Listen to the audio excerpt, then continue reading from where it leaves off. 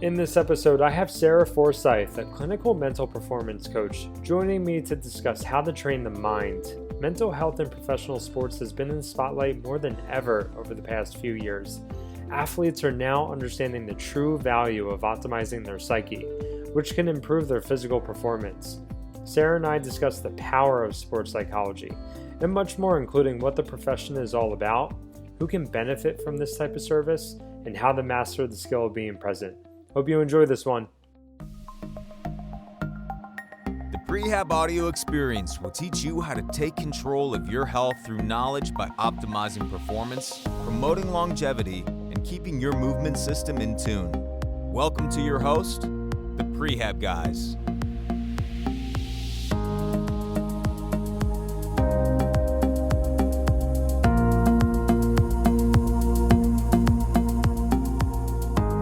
All right, Sarah, thanks for joining. Welcome to the show. Please introduce yourself. Yeah, hey, thank you so much, Craig, for having me on. I really do appreciate it. Absolutely love the work you do with the Prehab Guys.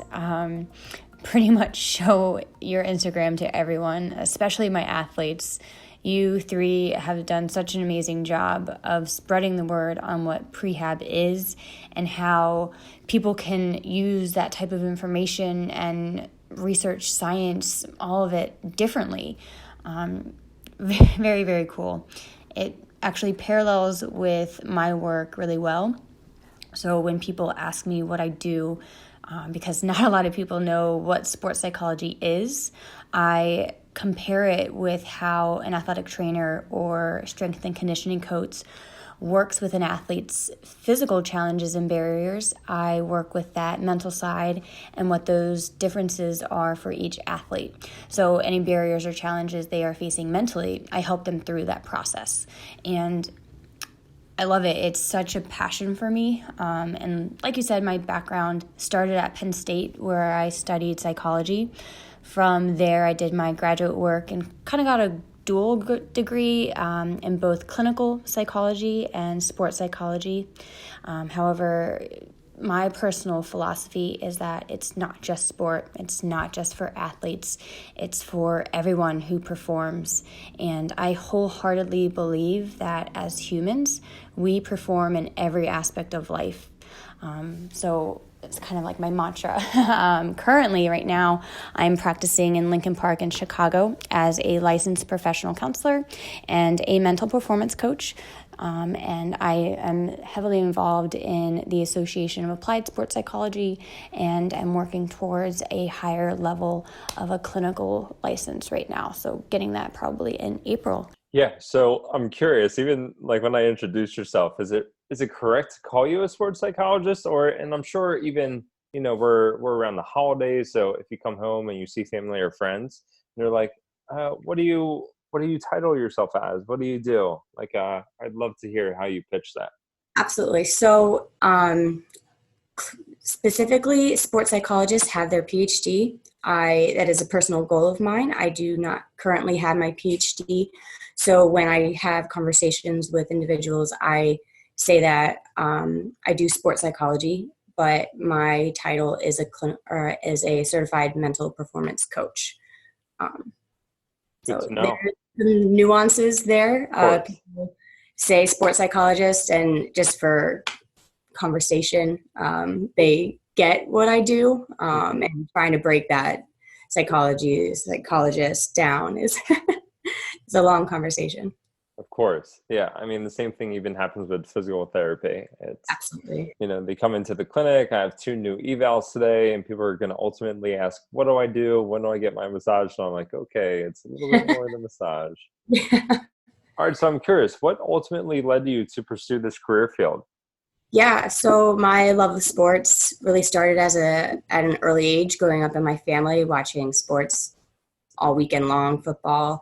My dad is an avid golfer. I remember watching kind of like the final Sunday tournament days, and he would even tell me that if a golfer had a sports psychologist, they would be able to go and travel with that golfer to their events. my love of sports kind of grew as I became older and I became more involved with my personal sports. And then as I got more into schooling, and I remember going to college visits, asking for if they had a sports psychology program at the school. And at that time, not many did. So as I got into my education, I worked very closely with my one professor in the psychology department, and he was amazing. Dr. Aaron Pincus, he was such a great mentor to me. And when I was beginning to have my senior year and thinking about after that, he was like, go back to your roots, start researching sports psychology. This is something that you've always wanted to do. And so that's what I did. Researched more about how to get involved with that, how to really pursue that as a career after my schooling at Penn State. And it was more school.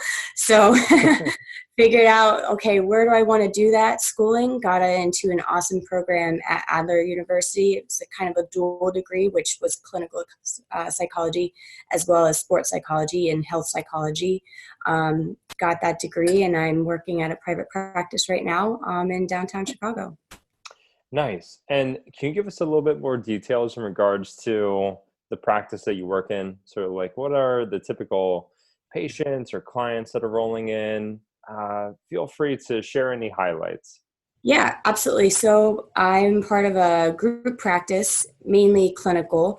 I am the only one with my specialty in the practice. So we have a psychiatrist who does medication management, a physician's assistant who does the same thing, another clinical therapist who is a licensed clinical social worker, myself, and another social worker. So we see a huge wide spectrum of individuals needing both clinical mental health, sports psychology, performance psychology, all that good stuff. So I do see clients that have kind of the run-of-the-mill diagnoses, general anxiety, major depression disorder, those types of things, a lot of ADHD. And then, of course, I have my sport and athletes kind of side of it as well. And I can totally relate to that. I still practice 2 days a week, and I like to call it, what's the word that I'm looking for? But, you still have every tool in the toolbox. You're still sharpening all those tools. So I can totally respect how you're practicing with patients throughout that wide spectrum and still getting clinical practice and ADHD, whether that be children or adults. So I think it's always good to be able to practice across the spectrum and be a bit of a utility person. I guess that's the word that I'm looking for. But in regards to sports psychology and performance psychology, I know that I have no idea how this works. So I would love to know, could you take us through what an evaluation would be like for this, if an athlete is seeking out your expertise? Yeah, absolutely. So every athlete is different, right? And they're looking for something completely different. And that's something as a professional, I have to stay mindful of. And just coming in to that kind of initial evaluation, I work with a lot of high schoolers and college athletes, and I love working with that type of population because you get in on the ground level, you get all those skills when you're young, and then they can grow that as their technical and their athletic skill grows as well. But it's really figuring out what they need. And an initial evaluation can really look so different depending on who it is. And sometimes I don't even talk about their sport in their first session with them because they're not just an athlete. They are a whole person. And especially when they are in high school, they have so many other things that are going on in their lives. So it's really figuring out what's impacting them, where whatever that thing is coming from, and figuring out how to improve it, how to optimize it, and how to get better as a whole person. Because it's not mainly going to just be affecting their athletic performance. It's going to be affecting their whole life. Especially teenagers. Absolutely. There's so many dynamics to working with teenagers. And Yes. I agree. I love working with teenagers. I'm very fortunate to work with that population. And I see a lot of ACLs, and it's so much more than working with their knee. It's Yeah. like, hey, how's your social life going? How's school going? Mhm. How's the transition? It's a lot. And man, and here in Southern California, it's like high school is so competitive It is. compared to at least what I felt like it was when I was growing up. So, all right, do you have any like recent scenarios or examples that you could take us through, especially even like a high schooler, like maybe something interesting? I'd love to hear about it. Yeah. Well, a client that I just got, he is a junior in high school. He is particularly running, so he does both track in the spring and what he's doing right now. But he just finished up his cross country season, and he's in a school where he was doing a lot of the practices on his own. And because the commitment and the dedication level is just not there. But colleges are looking at him primarily. So he's going out and he's doing workouts and he's doing his training and some of his runs by himself. So it's kind of really isolating, but he wants that team environment. So he's working with that. He also is coming from that cross-country season off of really low. He's not happy with how he performed, especially in his last cross-country meet. And he's, of course, wanting to perform so that the colleges that he's talking to are continuing to be interested in him. So that's what he's focusing on right now. He's losing his focus and his concentration mid-run. So that's kind of the things that we're paying attention to. Yeah, and I'm super curious. So what are some of the things that you guys are working on, like strategies, or how do you come back to focus? Like, what are some of your go-to tools? Yeah. So right now, I have him working on concentration grids. So it's literally grid 1 to 100. We're timing him, and he has to stay focused. And it's kind of a mixed. It's not in order, just numbers in a box from 1 to 100, and they're all mixed up. And he has to find in order 1 to 100. Sounds so much easier than it actually is. I tested my fiance on a 1-minute timer to see what number he can get to in a minute, and he got to 12. So it takes a lot of focus, and I love to be able to pinpoint and point out, okay, what's going on internally as you're doing it? Are you getting frustrated with yourself? Are you telling yourself that you should be at a certain number and you're not getting there? And looking at previous performances that we do in the office, okay, the first test he got a 24, and the second test he got a 24 as well. And that was a 2-minute timer. But it's breaking down, okay, well, he wanted to do better on the second run, but he didn't. And why didn't he do that? Were there distractions in his mind and internally? Maybe he was getting tense physically. Okay, and what do we do that? And how do we become calm? How do we focus back on what our task is at hand? And letting those emotional and internal conversations that we have with ourselves, putting that to the side and being able to focus on what's in front of us. It's super interesting. So are you doing this with the treadmill in the office?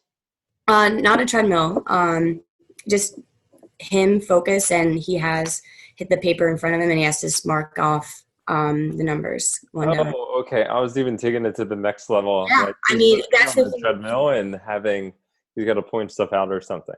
Absolutely. No, but that's the thing. You start with that kind of baseline, and then as you get better, throwing in extra like distractions, and I'll have music, or I'll throw out numbers. Okay. You might be on 20, but I'm saying 56. And then, okay, what are you doing internally? What's your mind telling you? But it's getting kind of that baseline, and then adding more distractions, and then more difficulties as you go on. Yeah. It reminds me of being present Like I tell people this all the time, and I always go back to my trip in Peru when I did a big backpacking trip. And you really have to be present, especially when you're trying to perform. And it doesn't necessarily even have to be something like that. Even when I'm at work, it's okay. If I'm working with my patients, but I also want to get some documentation done, the minute that I try to multitask, the performance of both tasks go down. And it's almost like I'm not being efficient. Mm-hmm. I might as well just single task and Mm-hmm. really focus on my performance with that task. And then it ultimately improves. Yeah. And it's kind of like one of those paradoxes in sport where you try to hurry up, but then you continue to make mistakes if Mm-hmm. that is just rushed. But if you take that step back, if you become present on what you're doing in that moment, you're able to focus on it. You're able to complete it accurately in the first time. So, in the past so far, working with some of these athletes, what are some of the things that you're measuring? So, like you said, they're able to potentially get more numbers in a certain time frame. But how, maybe, what are some other tests that you do, or what are some of the things that you're measuring or the athletes measuring to just be like, hey, we assessed at this point in time, and then we went to reassess at this point in time, and we see that your performance is improving? Sure. One assessment that I do use is the 9 mental skills. Jack Lessick created that a while ago, and it goes through 9 mental skills. Some of those things are like attitude, motivation, concentration, dealing with anxieties, self-talk, imagery, and that's something that I have assessed athletes at the very beginning of where I work with them. Somewhere in the middle, and then post, kind of like if we terminate. But a lot of the assessments and kind of like tracking and the measuring that we do is based on per person. And so it's okay.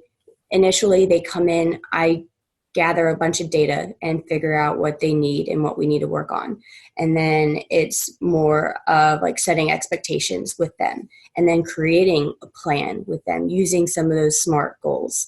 And then that's how we really like figure out, okay, is this measurable? How are we improving? What else do we need to be working on? Things like that.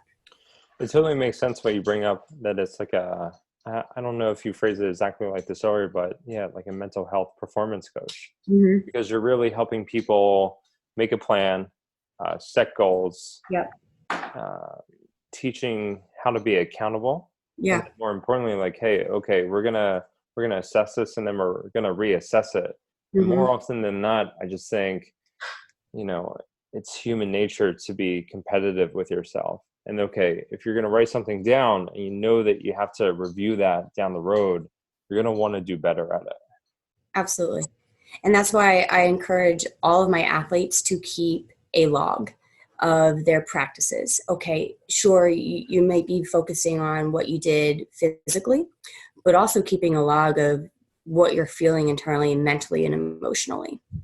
And some of those automated thoughts, some of those self-talk things, writing those down and seeing how you progress. If you're a little bit harder on yourself early on, or how you can incorporate compassion into your self-talk. I work with a lot of athletes on that as well. Which is more often than not probably something that they've never done before. Absolutely. Because I know for me, it's, if I do workouts, it's okay, I'm just writing down the weight that I lifted, my Mm-hmm. reps and sets range, and like my RPE, my rate of perceived exertion. Mm-hmm. But now the journals that you're having athletes do is taking it to a whole nother level. And I'm Yeah. sure that you can go down different deep, dark rabbit holes in terms of some of the things that you guys are focusing on. Absolutely. Yeah. It's fun when they see that improvement, and sometimes when that light bulb switches on. Yeah. Yeah, I'm sure some of your conversations with your athletes are just, you start somewhere and then you're like, oh, where were we going? What was the focus? But you got to be able to reel people in. I'm sure you're very good at it.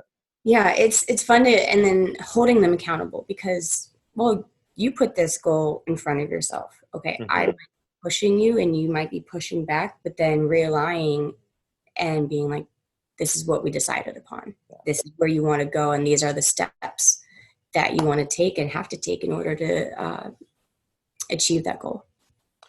So this may be a really broad question, and I won't hold it against you if you say every single athlete, but what type of athlete would benefit from seeing someone like yourself? You're really good at predicting what I'm going to say. Every single athlete. A lot of the maybe societal views on what sports psychology is that, oh, well, there's something wrong with that athlete. They need to go talk to somebody. But in reality, if any athlete wants to improve, they can go talk to somebody like me. They can go talk to a mental performance coach. Because even if it's a 2% increase, that's still an increase. Michael Jordan, LeBron James, they had sports psychologists on their teams, and they have access to that because they just crave improvement. They crave that growth. And okay, Michael Jordan always focused on his weaknesses and created them and made them into his strengths. And we can do that. Everybody can do that. It's funny you mentioned that, because lately I've been seeing the LeBron James new commercial, the new ad for the Calm app. And it's, and I saw that and I'm like, oh my God, every single athlete in the world is going to buy this. Yeah. Or parents are going to be buying it for their kids, or friends to friends in preparation for the holidays. So I just saw that just being a perfect little plug-in. Yeah. I really like the 10% Happier app. In terms of meditation, staying present, being mindful, those types of things. I personally like that one as well. Yeah. So why don't we transition into that? Say that someone doesn't have access to someone like yourself. And, nowadays everyone can work remotely. So I'll definitely be adding your contact info to the show notes. But say that someone physically, in person, or remotely is not able to connect with someone like you. What are just some easy, actionable steps people can start with to begin working on some of the goals that you mentioned earlier today? And why don't we go through, okay, it's we're talking about an athlete right now. They feel like there's something more than physical is going on that's limiting their performance. Yeah. So if it's something mental, I see so many athletes with just kind of this background anxiety, and they may not be able to be fully locked in and engaged in their performance. And this is something that I actually use with both of my clinical clients and my sport and performance clients, because it's a great tool. It's just grounding, right? And real quick hit is 5, 4, 3, 2, 1. And if you're feeling more hyped up than what you want to be, and that's something that you need to figure out with the optimal level of arousal, figuring out what your number is. But being able to notice that your heart rate's too high, noticing that your emotional responses are not what you want them to be. Paying attention to that, first off, is the awareness piece. Just paying attention, being present, going back to that. But 5, 4, 3, 2, 1 is pinpointing and identifying 5 things that you can immediately see around you, 4 things that you can immediately touch. And I like to tell individuals that paying attention to if it's something smooth or if it's something soft, and the temperature of it, if it's cold or it's hot or whatever it may be. 3 things that you can hear or that can hear you. So if you're out and about, other people around you, that's something that other people, you can hear them and other people can hear you. 2 things that you can smell. And then I like to switch this up. It's either 1 thing that you can taste or 1 positive affirmation about yourself. And that really just focuses you back on the here and now, focuses you back on the present moment. And because that anxiety, it's worrying about the future, worrying about past, whether it might be mistakes or failures that we've done in the past. And so those things in that present moment don't matter, and you can't control those things, right? So it's being able to focus it back on here. And that's a very quick hit that I like to teach literally everybody. And sometimes that doesn't work for everybody. Sometimes that might be overwhelming. So identifying and counting maybe how many reds you see in front of you, or how many blues, or how many squares are around you. And again, it's just grounding, and it's focusing back on what's around you, where you are, and that you're safe and it's going to be okay. I love that. I'm actually going to have you text me that right after this, before I go into patient care today, because, oh my God, that was so good. And it's something so simple. Very simple, right? But it really helps ground someone. Absolutely. Just to make them present. And, every single person in the world, I will go out that far to say they could really benefit from being present more. And I just think it's the world that we live in now today. It's just filled with distractions. It is. You have the world at your fingertips with smartphones and smart devices. And it's the last thing that makes you present about what's going on. So that was stellar. I think everyone's going to enjoy that one. Yeah. Here's a question that I have for you. How do you think rehab professionals, performance specialists, and even coaches could do better with recognizing the signs that an athlete may need a referral to someone like yourself? Absolutely. And first off, I think the relationship that an athlete and those coaches and those specialties have with each other is something that needs to be there, because those signs can look like anything. If an athlete's frustrated, or if they're angry, or if they're sad, those signs can really look different person to person. So having that relationship be that foundation is something that is a must in any profession. Actually, mine, of course, that relationship has to be there. But then it's being able to have that space where they know that they can talk to somebody. And that's why I think having just more conversations with each other is what's going to help the athlete more. So it's having that relationship. It's being able to know what it looks like for them if they're struggling. And again, it doesn't always have to be that the fact that they're struggling. They just could be doing something in practice, not being able to do it in competition, and maybe having frustrations because of it, or anger or sadness, whatever it looks like for them, right? A lot of that is what I see as well. It's you can do it in practice, but you can't do it in competition. And where's that pressure coming from?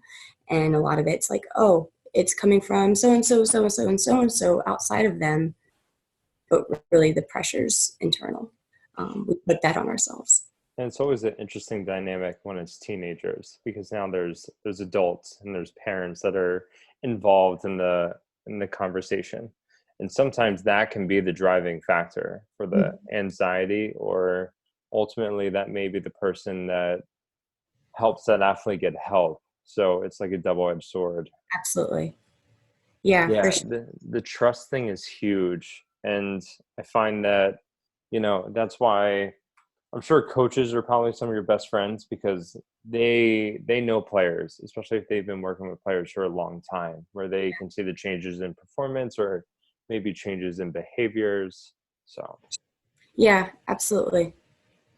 So I'm curious, where do you want to see the field go? So what do you really like so far about your career in terms of, okay, how long have you been doing it for now? So I graduated from my grad program July of 2016. So I've been. I would love to hear, what have you enjoyed about it the most so far, versus where do you want to see it go?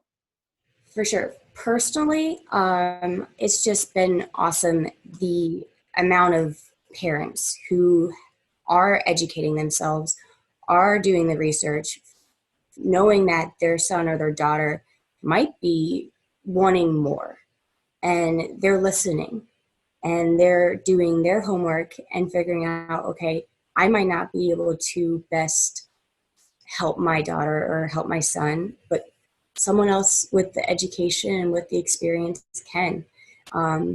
So I've personally seen that kind of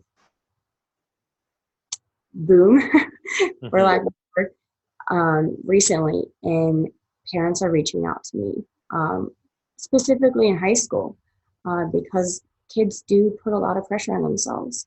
And then most recently in professional sports, I love that the NBA has now kind of put in place that every team in the NBA must have a mental health professional on retainer, which is really something cool, because it really, the money is where it is in professional sports, and then that's going to be trickling down. And I would love to see just the athletes having access to mental health coaches, mental performance coaches, just because if you have access to it, it's easy to reach out, and they don't have to go searching, or they don't have to break down any barriers just to get those types of services. So future, I would love to see a mental health coach in all levels of the sport and all levels of performance. But right now, it's great to see that the NBA is really adapting to what their athletes need, and it's somebody like us. Yeah, and just a player to highlight in the NBA that I feel like has had a really nice turnaround, and everyone was concerned, was like Markelle Fultz. What was going on with his shoulder thing?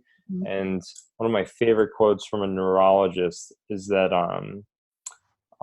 what was the quote? I'm trying to think. It's right on the tip of my tongue. But stress can manifest itself physically, and one of the easiest things to relate to that and understand that is if you're stressed out, you can get pimples, or all right, you're super stressed out. It can manifest itself physically in many different ways, and whether that's pain or just impairments with your performance, and that stuff can take time. And he's having a great season this year, so he got hooked up with the right person. Yeah, absolutely. And again, a lot of that comes back to that physical side of the increased heart rate. Oh, my stomach's upset. Why am I nauseous right now? And that stress and kind of bubbles up into anxiety. See it all the time. Yeah. But it's manageable, and you overcome that, which is really cool. Yeah, and I quickly want to go back to what we were talking about earlier. So we had the 5 things that you definitely have a lot of your athletes and your patients and clients work on. One, name something. You mentioned the app that people could go to that you really like. That's a nice tool. But I'm also curious, what are some of the things that, say that you stop working with someone, what do you send them home with? What do you send them off with to continue improving their performance and working on this skill? Yeah, so it depends on what they came in for. Another kind of quick hits that I love teaching people, and I adapted this from Cindra Kamphoff. She's an amazing sports psychologist, and it's a simple equation, and it's E plus R equals O, and it's the event plus your behavioral response equals the outcome. And she focuses on the R, because we really can't control what happens around us, and we really can't control the outcome, but we can choose our response to get the most optimal outcome that we may want. And it's dominating our response, and it's owning our response.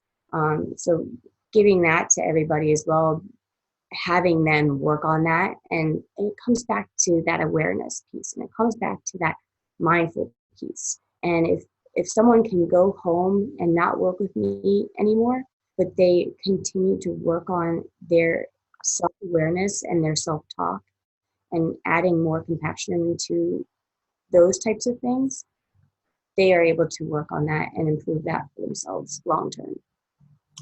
I was told once upon a time in PT school to learn how to respond versus reacting. Absolutely. There's such a difference. Yeah. How do you define that to an athlete? So our reaction is something immediate, something that we do kind of knee jerk. It's embedded with our kind of conditioned responses throughout our life that we learn from a young age. But our responses is being able to take that second, take that step back, being able to figure out, okay, I might have internal emotions, internal thoughts, kind of our narrative that we tell ourselves, but maybe that's not going to give me the best outcome. And then switching it and then owning it and dominating the response and going forward with what's going to give us the best outcome. Nice. And last but not least, I brought it up a couple times, and I just want to make sure that we get the name of it. I don't even know if you have any relationship to this app thing, but what was the name of that app? And I'll include it in the show notes as well. Yeah, 10% happier. 10% happier. And what's a brief overview of it? Yeah, I really like it because it's an introduction to meditation, and there's so many out there now. Oh, for sure. But there's a lot of different ways to meditate. And I think breaking that down, we as a society think that meditation is, okay, go sit for somewhere quiet in the mountains and don't think about anything. Yeah. That's really difficult to do off the bat. And sometimes we can't. And so the app, I think, is really well kind of written as a conversation into how the different ways to meditate and what it looks like for you and how you can progress with that. Nice. All right, Sarah, I want to conclude with one more question. Absolutely. And I would love to hear if this word gets brought up in conversations with your clients and patients, or, how you're sort of answering it. But what does prehab mean to you? And how are you even answering this if some of your clients are bringing this up during your sessions? Yeah, well, I bring your videos up all the time. Oh, thank you. Because I do things mentally. And my elevator speech is, people don't know what sports psychology is. I'm like, okay, well, how an athletic trainer or strength and conditioning coach, physical therapist works with an athlete's body, I work with their mind. And so when clients I'm working with, I'm obviously working on mental things. So if they're coming in, my runner specifically, who we were talking about earlier, his knee was bothering him. And I'm like, okay, I might know some things because of my education, but go to the Prehab Guys website. They will be able to help you more physically, because again, in high school, they don't have the strength coaches maybe in place and they don't have access to them. Definitely. But how I've really adapted your mentality and how you guys have kind of evangelized prehab over the years is being proactive instead of reactive in all areas mental, physical, emotional. And if we can do things before things get messy, before things start popping up and bubbling up into negative outcomes, doing things before that happens and having that strong foundation before the things we may need after. Yeah, I love it. All right, Sarah, thank you so much for your time. Are there any parting notes or comments that you want to share with our audience regarding the field, or you name it? Absolutely. So, and we talked a lot about sport and we talked a lot about athletes. And I have now started to work with corporate individuals and corporate executives. Oh, I like that. And so performance psychology, sports psychology, they are the same mental skills. And we can give those mental skills to anybody, because how I've talked about it is we all perform in our daily life and we all can optimize and improve and enhance our performance. And it's not just reserved for the athletes, right? So we can all perform in it. And I like where the field is also going in terms of its performance psychology. So just knowing that it's not just for athletes is something that I'm really excited about. We all have brains, and I think the brain is the most powerful thing in the human body. So that's super cool. I really, really enjoyed this one. I know everyone else is going to enjoy it. Again, thanks, Sarah. Really appreciate your time. And I'm excited to get this one out. Awesome. Thank you for having me. Yep. Thanks for tuning in to this podcast. I learned a few awesome strategies from Sarah that calm my mind, and I hope you did too. If you enjoyed this podcast, please rate, review, and subscribe to our podcast. It would mean the world to us. Also, please drop a comment if you'd like to hear about any other topics or individuals that you would like us to interview. Take care.